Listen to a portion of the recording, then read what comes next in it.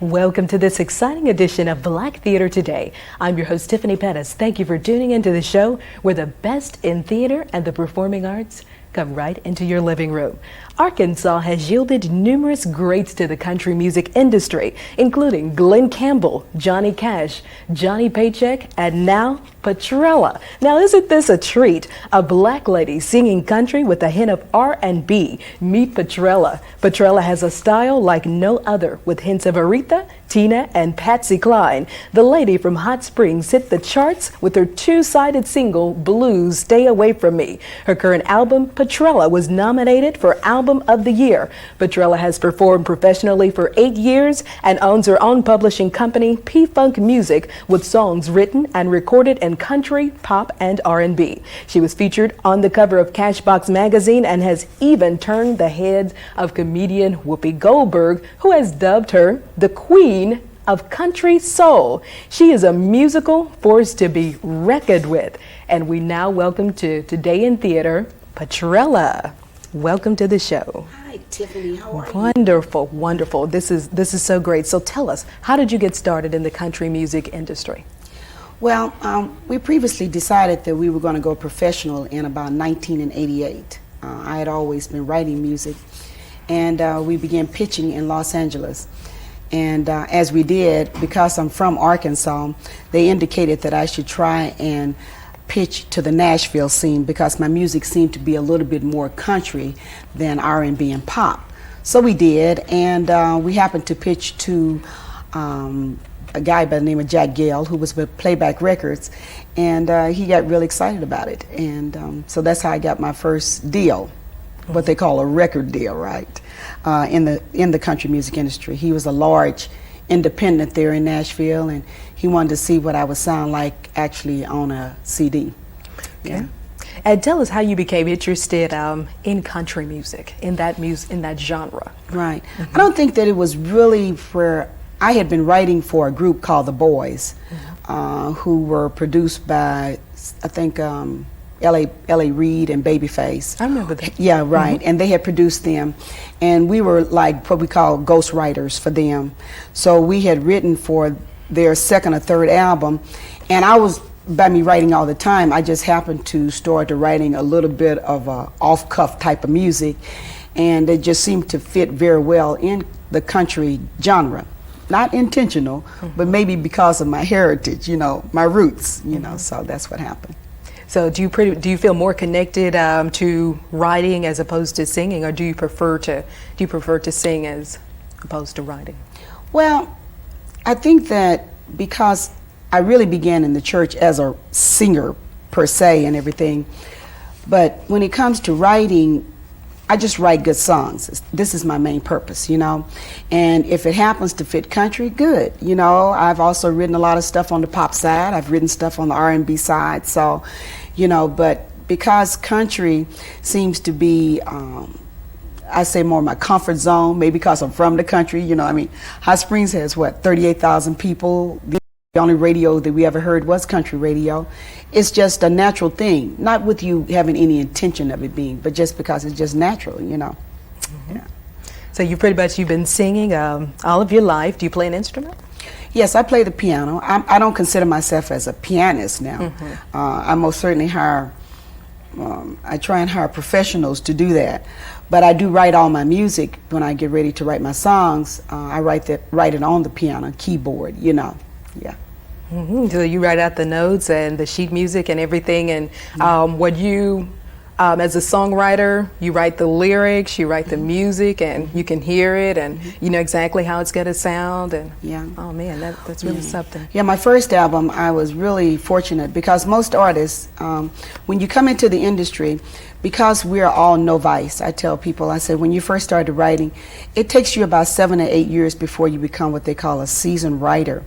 So what you want to do, you want to come into the industry where you can have known writers on your album, and then therefore you can be pretty much sure that you're going to get airplay because it's a good, I tell people the more you do anything, the better it is, right? So when I first came into the industry, though, I was fortunate to be able to put 2 of my songs on my first album, which normally doesn't happen to an artist, but I was just really lucky. Mm-hmm. Yeah. How did your family react to your wanting to venture out into this industry, in the music industry in general? How did your family react? Well, you know, Tiffany, the funny thing about it is that I'm what they considered a seasoned artist, and not because I've been in the industry for a long time. It's just because I'm an older artist than what most people. Most artists would start off probably in their 20s.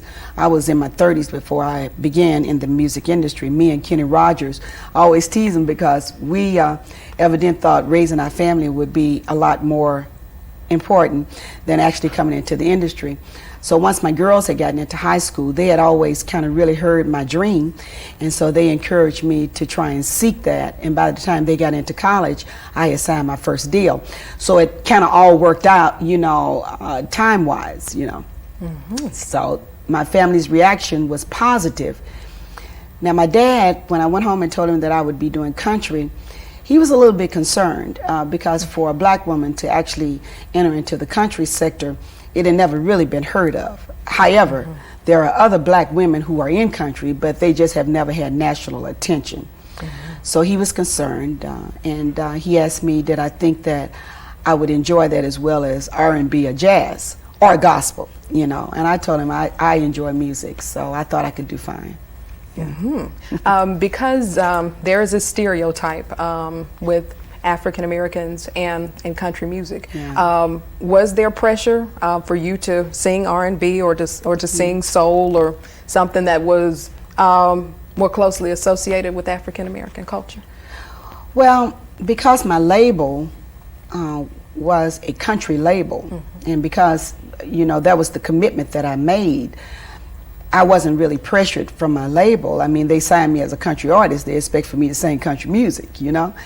My peers, I always think that in the country music industry, you have a lot more mature audience, and they love Charlie Pride, you know, so I would say that he was like a great pioneer that kind of set the tone.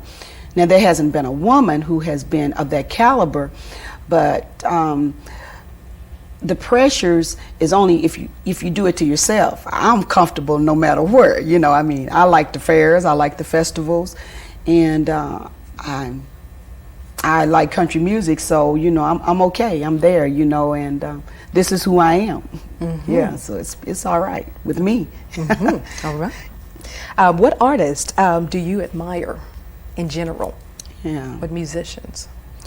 Well, I tell you, Lionel Richie probably as a writer, simply because when he writes with depth, and that's what I try and do for my fans. I try and give them more than just the simple. There are a lot of bubblegum country that's out there, but what I try and do is give them a little bit more depth in country music. So does he, even with your R&B, you know. I mean, if he tells you it's 3 times a lady, he's going to tell you why she's 3 times a lady. If I put on my album To Have Patience, I'm going to tell you exactly what I'm talking about. So that's the beauty of songwriting, and he would be my I would say my mentor in the songwriting side. And the artist side, I look at people like Patsy Cline. I love Dolly Parton as an artist. When she did I'll Always Love You, and then Whitney Houston came out and just took it to another height. That's simply because it was a simple but a well-written song, see? So, yeah. Now, when I think of Lionel Richie, Dolly Parton, and Patsy Cline, I am thinking of traditional country artists. In country music, is it, I guess, like gospel, you have contemporary gospel and traditional gospel. I mean, is that recognized in country music as well? Is there like a more urban, more modern type of country? Or when I think of country, I just think, you know, traditional. I'm thinking guitar, and that's it. You know, I guess that's pretty much the stereotype that I've been exposed to. But I mean, are there different types of country? I think so. I think that if you're a traditionalist, you would listen to more like Waylon Jennings, Johnny Cash. For women, I would think you look at Tammy Wynette, Stand By Your Man. Those people, Reba McEntire, and not necessarily Reba, because I have to say that she did do a lot of crossover with a lot of her music. But Alan Jackson, he's a very big traditional. George Strait, You know, these are traditional country artists. Then you can look at artists that aren't quite as traditional. When you look at Tim McGraw, Faith Hill, Shania Twain, you would consider those people not non-traditional country music. Patsy Cline just happens to be a woman who could actually bring country music. She had a soulful vocal delivery. So when I go walking, you know, it's like after midnight. So she brought in an audience that probably loved blues because she had that feel, you know. So I would say that she was more country blues feel, you know. Look at Willie Nelson. I mean, here's a guy that, you know, that oftentimes cross over on the blues side. So. Right. So you have all these different sectors that's within the country umbrella. Yeah, absolutely. And as well, these artists have also enjoyed much crossover success with Patsy Cline. I mean, it seems like any pageant that you attend, there's someone there singing a Patsy Cline song because there's a lot of force and a lot of delivery in her music, and she was certainly a great artist of her time. Yeah, that's true. We'll be back with more Petrella and also her hit video, Blues, Stay Away From Me. That's coming up next. Stay with us. I just turned my back on a sad love affair. Was trying to leave it all behind. Who are we? We are the students Of Little Rock's only. private liberal arts college, The only Arkansas college listed in the best 201 colleges for the real world with a 90% acceptance rate. for medical school applicants. We are your future doctors, lawyers, Diplomats and educators. We are part of a select community. Of caring students. We are Philander College. We are building traditions of excellence. We are Philander Smith College. Visit our website, philander.edu. Who are we? We are the alumni of Little Rock's only private liberal arts college. We provide for the success of our alma mater. We are your doctors, The lawyers. your educators. We are facing the world every day armed with tolerance, and determination. We are the products of 125 years of excellence. We are building traditions of excellence. We are Philander Smith College. For more information, visit our website, philander.edu. Immobile will celebrate its 10th annual Jam Fest basketball tournament and Heritage Festival with music, food for the soul. On Saturday, May 17th at 12th in Louisiana, one lucky player will receive the Sidney Moncrief Sportsmanship Award. And two winning teams will join Sidney Moncrief and the Dallas Maverick in Dallas, Texas. Come join us. Sign up now. Call us at 372-0018. I'm going to try a little sand trap shot here.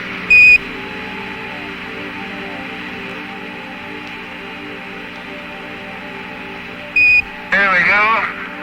There's the dive.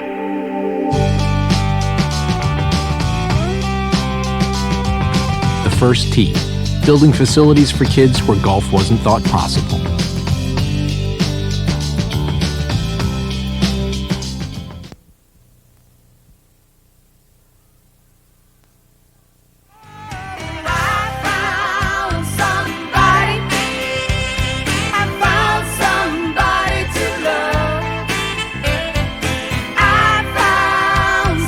Welcome back to our show. I'm your host, Tiffany Pettis. Thank you for tuning into the show where the best in the performing arts comes right into your living room. We're talking with the queen of country soul, dubbed by comedian extraordinaire Whoopi Goldberg, Petrella from Hot Springs, and we're so happy to have her here.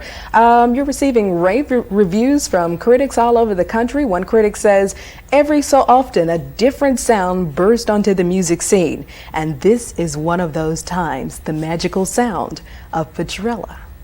Well, that's wonderful. Now, how would you describe your music? Are you critical of your music? How would you describe it if you were writing it? Well, you know what? You got to understand, built-in soul is something that's built in, right? You know, you're born with it, right? So I think I was born with soul for the first thing.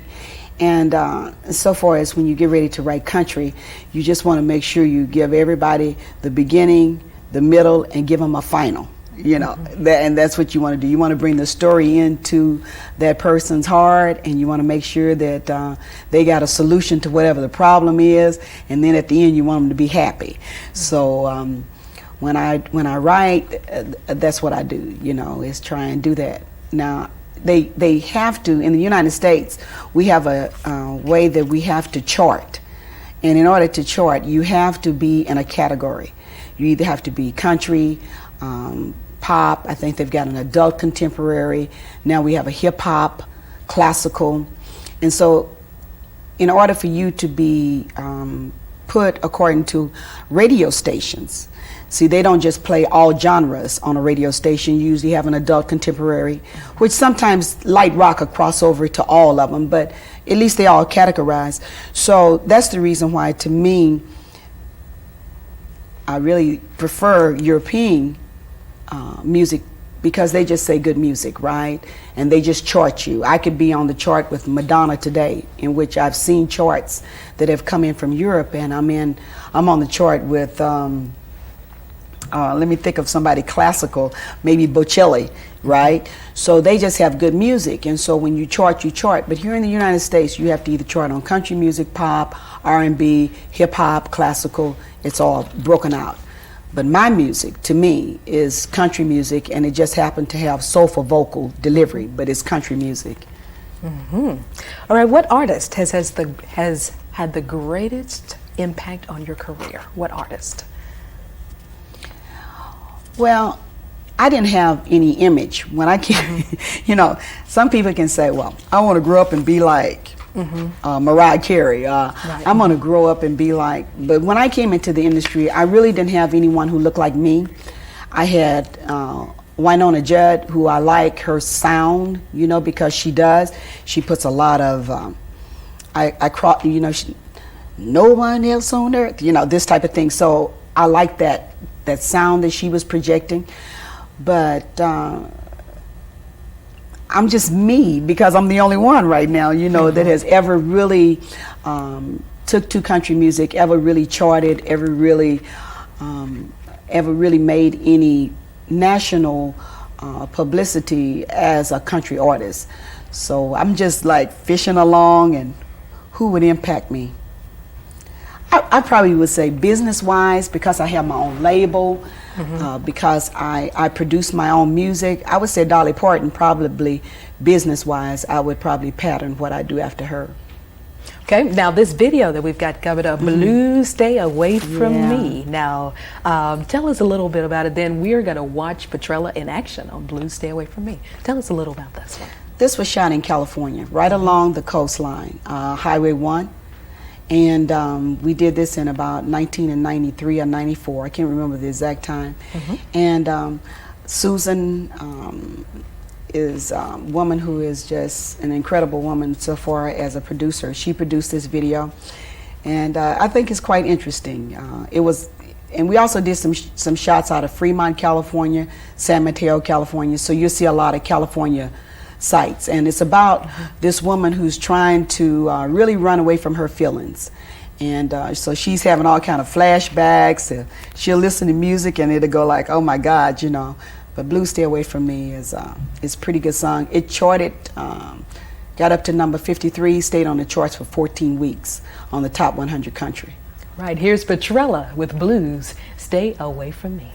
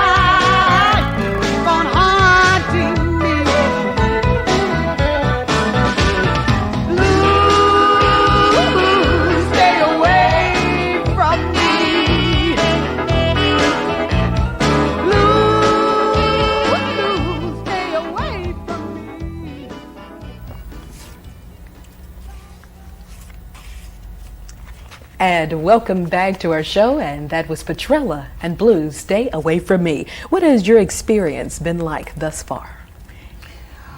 Well, it's been cool. I think it's just about working, your fans, traveling, of course, writing, getting people's feedback on your work. I love studio work, so when I go in with my producer, I've had the same producer really, besides Jack Gale, I've had the same producer now for about 11 years. And bringing, something different to the table every time we come out. We've got a new album coming out next year that's called Dreams of the Heartland, and it has some great songs on it. We've got about 11 cuts. And I don't know, I enjoy the whole experience of being, because I think that because I'm older, I know you have to work hard, a lot of times you don't sleep much. We eat what we do on the road. You stay in places that aren't maybe the greatest of the places because we go to a lot of small towns, in order to perform. I do more Walmarts than you ever shake a stick at, Right. I do a whole bunch of mom and pop stores because I'm an independent artist. And then on the other hand, I can get some glamour and do some of the Tower Records and stuff, but I understand that I'm a country artist. I love it, and I don't mind going to the country, so it's the way it is. So pretty much if you want to be in this industry, don't fall in love with sleep. That's right. Can't be a person that likes to sleep. That's right. I'm telling you, you just get up and keep going and just try and make sure that you give the people what they pay for. If they buy an album, you make sure that every cut is a great cut, good cuts on there. This last album, we picked up stuff from Brenda Russell. We picked up stuff from a great producer out of New York, who brought us great records. Great songs, and then I incorporate mine throughout the album, So you just want to make sure you do a good product and good shows. That's the main thing. You never know who's listening. That's right. Looking. That's right. That's right. Yeah. Right. And what is the best advice you've ever been given? To listen. Oftentimes we talk so much we don't listen. You have to listen at what people want. So that you can make sure that I've done shows before. I laugh because they'll say, well, it's going to be about 300 people there. Well, you don't need to bring a big band for 300 people, so you have to listen and see what would be conducive for that audience, and just try and be, I tell people, flexible. Don't be so hung up and so starchy. Just try and go with the flow, and make it be comfortable for everybody that's around you. And it's okay. I want people to just know I'm just little old Petrella, I'm from Hot Springs, Arkansas, and I just happen to be blessed with a little talent. Now the rest of it is left up to me, and that's just hard work. It's simple. Yeah. And so you pretty much have to fill your audience out and just kind of deliver and work with that, right? Pretty much. Yeah. Right. Do you hope to possibly produce and rear other artists in the future? Well, I have my own label, and it has given me an opportunity to understand the record side of the business. Because when you have a record company that does everything for you, my record company has spoiled me. Of course, they did all my promotion, they did all of my bookings, they manufactured, they distribute records. And when I got my own label, it meant that I had to make decisions that went over and beyond just the songwriting and just the producing of the album, just the writing of the album. Now I'm into actually making decisions about how much time are we going to put on the radio for this, if I'm coming into Little Rock to do a show, how many people do we need in the streets, this what they call guerrilla marketing, what type of staff do we need to have in order to make sure that this show is conducive to whatever our audience is. So as a label, you go to a whole nother level of the music business. Whereas before, I just had to appear wherever they told me to appear because I worked for a label that had all these people doing that for me.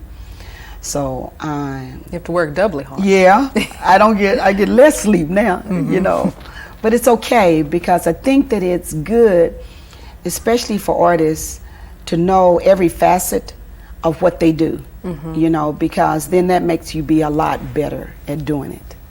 Right. So just to say, well, I want to sing. Okay. Oh, we yeah. need to sing. Can you count the money? Can That's you right. audit? That's right. Okay. Read your bank statement. Absolutely. Send mail. Send That's right. direct mailing. Right. Answer the email. I mean, there's so much involved, and so it's been a process for you, pretty much. You would. Oh yeah, because I have a fan club that's probably close to 2,000 people now. You know, because we've been all over the United States. Even though I got discovered in California, we've traveled probably now regional. I would say every region, as far north as Washington State, as far south as Alamogordo, New Mexico, and then as far this way, okay, as Mississippi. So you really have to know what you're doing, you know, so far as that's concerned. Okay. We'd like to thank you for tuning in to this exciting edition of our show. We've been visiting with Petrella, and you have a website? Oh yeah. His website? Yes, I sure do. It's www.countryversal, COUNTRYVERSIAL.com. Right. Pull me up and see where I am, and you know, come visit me. Okay, and so to hear more of the great sounds from Petrella, you'll want to log on to that website, and you'll want to join us on our next exciting edition of Today in Theater and Black Theater Today. I'm Tiffany Pettis, your host, and until we meet again.